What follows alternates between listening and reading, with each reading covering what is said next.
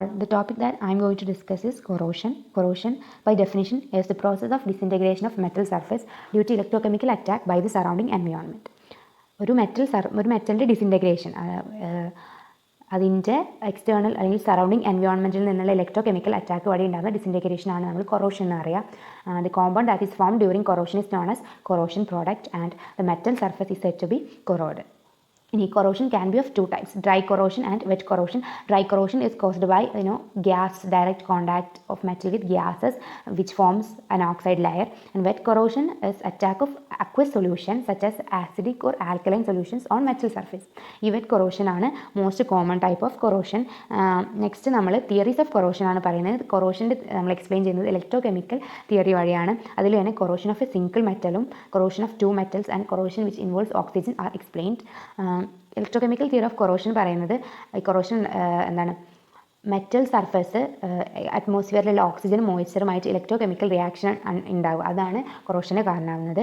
ഇതിന് മെക്കാനിസം ഒരു formation of galvanic cell വഴി നമുക്ക് എക്സ്പ്ലെയിൻ ചെയ്യാം. Mechanism involves the formation of A galvanic cell. Galvanic cell എന്ന് പറയുമ്പോൾ ഒരു ആനോഡും ഒരു കാഥോഡും ഉണ്ടാവും. അത് തമ്മിലൊരു പൊട്ടൻഷ്യൽ, ഒരു EMF ഉണ്ടാവും. അപ്പോൾ ഈ formation of galvanic cell can be by different metals or by different areas on same piece of metal. അതായത് ഗാൽവാനിക് സെല്ല് ഫോം ചെയ്യുന്നത് രണ്ട് മെറ്റൽസിനിടയിലാവും, അല്ലെങ്കിൽ ഒരു മെറ്റലിൻ്റെ രണ്ട് ഡിഫറെൻറ്റ് റീജിയൻ, ഒന്ന് ആനോഡ് ഒന്ന് കാഥോഡുമായിട്ടും ആക്ട് ചെയ്യാം, അങ്ങനെയാവാം.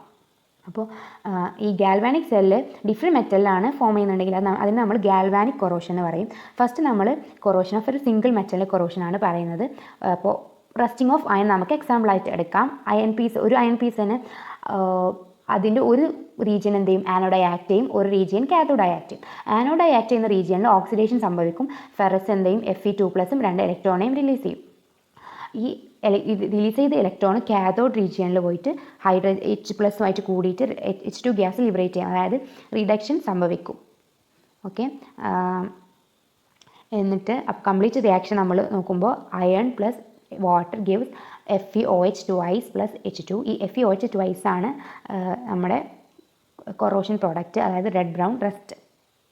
ഇനി ഹൈഡ്രജൻ ഗ്യാസിൻ്റെ എവല്യൂഷൻ ഹൈ കോൺസെൻട്രേഷൻ ആണെങ്കിൽ അത് നല്ലോണം കൊറോഷനെ സഹായിക്കും. അത് കൊറോഷൻ നന്നായിട്ട് എൻഹാൻസ് ചെയ്യും. അതിന് നമ്മൾ ഹൈഡ്രജൻ എംബ്രിറ്റിൽമെൻറ്റ് എന്ന് പറയും.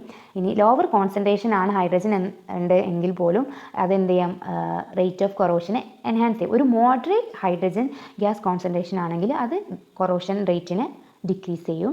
ഇനി corrosion of two metals, corrosion of രണ്ട് മെറ്റൽ തമ്മിലുള്ള കൊറോഷൻ നമുക്ക് ഒരു galvanic cell,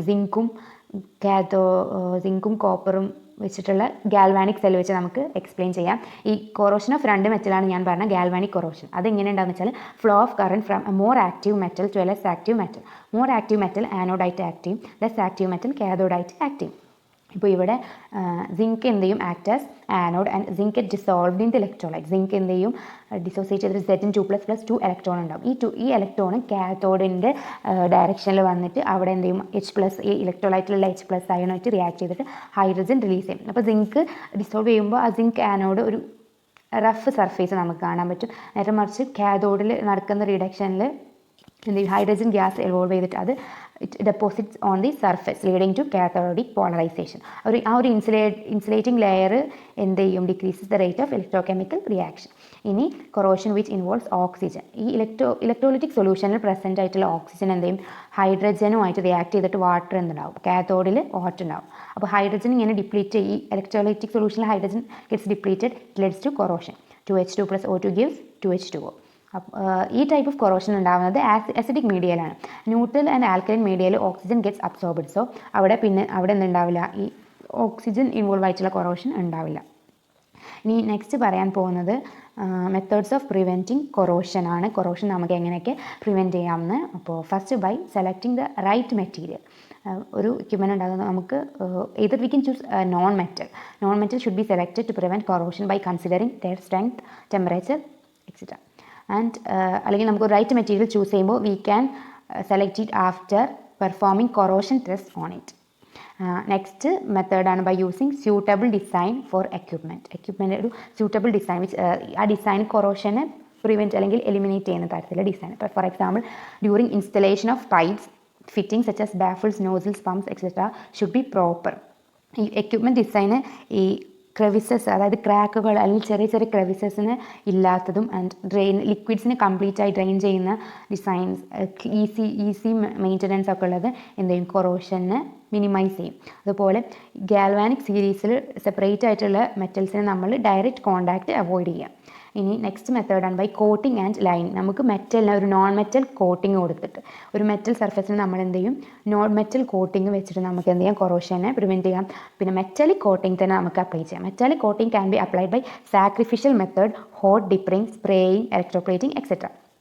And also lining of ceramic, elastic, plastic, organic etc. are effective if they are bonded directly to the metal substrate.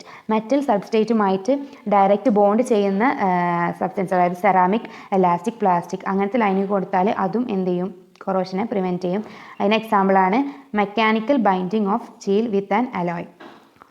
ഒരു സ്റ്റീലിന് നമ്മളിപ്പോൾ അലോയ് വെച്ചിട്ട് mechanical binding. ഇനി ഇവിടെ നമുക്ക് കാണാൻ പറ്റുന്നത് different types of lining and the materials, എന്തിനൊക്കെയാണ് അത് കോട്ട് ചെയ്യുന്നത്. ഇപ്പോൾ സിങ്ക് കോട്ടിങ് കൊടുക്കുന്നത് ഫ്യൂവൽ സ്റ്റോറേജ് ടാങ്ക്സ്, സ്റ്റീലിനൊക്കെ ഫ്യൂറാന് നമ്മൾ ടാങ്ക്സ് കോട്ട് ചെയ്യാൻ എപ്പോക്സി കോട്ടിങ് കൊടുക്കുന്നത് കാർ ലൈനിങ്ങിൽ, ടിൻ കോട്ടിങ് സ്റ്റീൽ നമ്മൾ ഫുഡ് കണ്ടെയ്നേഴ്സിനൊക്കെ കാണുന്നതാണ്. ഇപ്പോൾ നമ്മുടെ ചിപ്സിൻ്റെ പാക്കറ്റിലൊക്കെ ഉണ്ടാകുന്ന coating and lead coating, aluminum coating etc.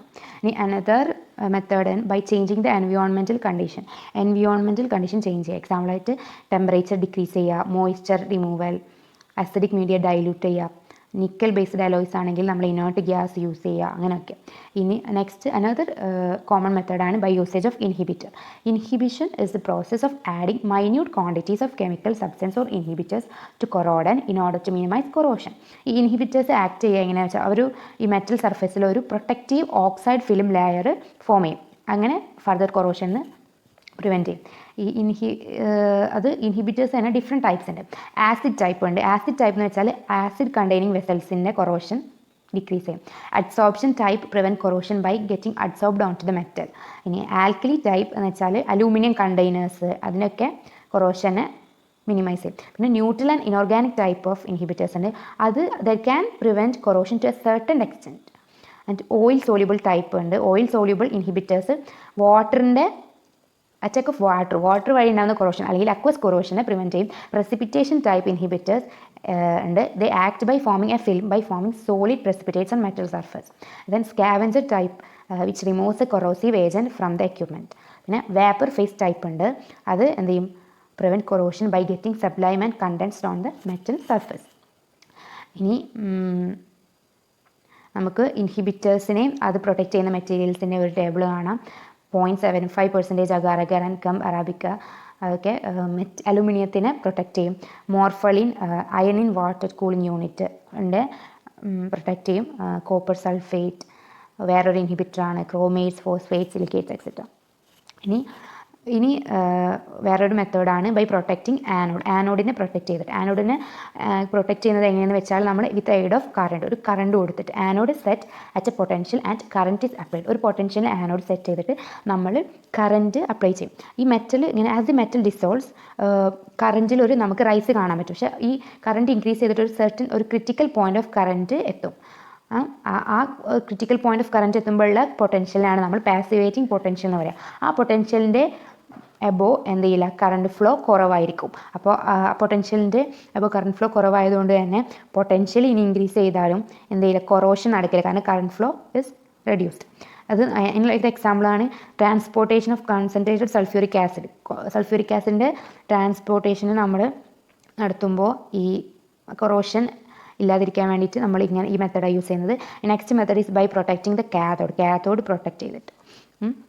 അതിൽ it is done by suspending the anode in electrolyte solution. It involves 2 method. First one sacrificed anode method. Sacrificed anode മെത്തേഡിൽ നമ്മൾ എന്ത് ചെയ്യും, പേര് പോലെ തന്നെ കാഥോഡിനെ നമ്മൾ എങ്ങനെ പ്രൊട്ടക്റ്റ് ചെയ്യും, ആനോഡിൻ്റെ എക്സ്പെൻസിൽ കാഥോഡിനെ പ്രൊട്ടക്റ്റ് ചെയ്യും. ആനോഡ് നമ്മൾ ഒരു ഇലക്ട്രോലൈറ്റിക് സൊല്യൂഷനിൽ ഡിപ്പ് ചെയ്തിട്ട് എന്നിട്ട് അതിന് നമ്മൾ കാഥോഡുമായിട്ട് എന്ത് ചെയ്യും, കണക്ട് ചെയ്യും. ഓക്കെ, എക്സാമ്പിളായിട്ട് ഇവിടെ steel and iron tanks protected by using sacrificial anodes of aluminium, magnesium and zinc. Tanks act as cathode and alloy. Tanks act as cathode and alloy act as anode. We can see in the figure. Container ആണ് നമ്മുടെ cathode. അതിൽ എന്ത് ചെയ്യും, ഒരു electrolyte ഇട്ടിട്ട് we insert an anode. നമ്മൾ anode എന്ത് ചെയ്യും, കൊറോഷൻ സംഭവിക്കും. അത് ആനോഡിൽ കൊറോഷൻ സംഭവിക്കും, but it protects the cathode. Second method applied current system or impressed EMF method. അതിൽ കാഥോഡ് ഇസ് പ്രൊട്ടക്റ്റഡ്. മറ്റേ സാക്രിഫിഷ്യൽ മെത്തേഡിനെ പോലെ തന്നെ ഇവിടെ കാഥോഡ് പ്രൊട്ടക്റ്റ് ചെയ്യുന്നുണ്ട്, but it is not on the expense of anode. ആനോഡിനൊന്നും സംഭവിക്കുന്നില്ല.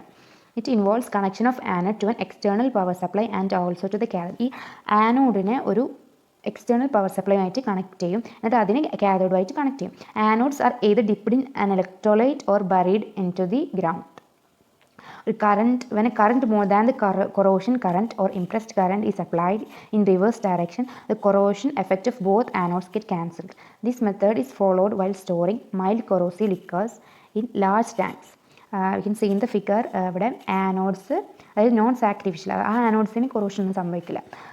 അത് ഇലക്ട്രോലൈറ്റിൽ ഡിപ്പ് ചെയ്ത് വെച്ചിട്ടുണ്ടാവും, അത് കണക്ട് ഒരു എക്സ്റ്റേണൽ പവറായിട്ട് അവിടെ കണക്ട് ചെയ്തിട്ടുണ്ടാവും. കറൻറ്റ് എന്ത് ചെയ്യും, റിവേഴ്സ് ഡയറക്ഷനിൽ, കൊറോഷൻ കറൻറ്റിനേക്കാളും കൂടുതലുള്ള ഒരു കറൻറ്റ് റിവേഴ്സ് ഡയറക്ഷനിൽ അപ്ലൈ ചെയ്യുമ്പോൾ അവിടെയുള്ള കൊറോഷൻ എഫക്റ്റ് ക്യാൻസലായി പോകും. So that's all about theories of corrosion and methods of preventing corrosion.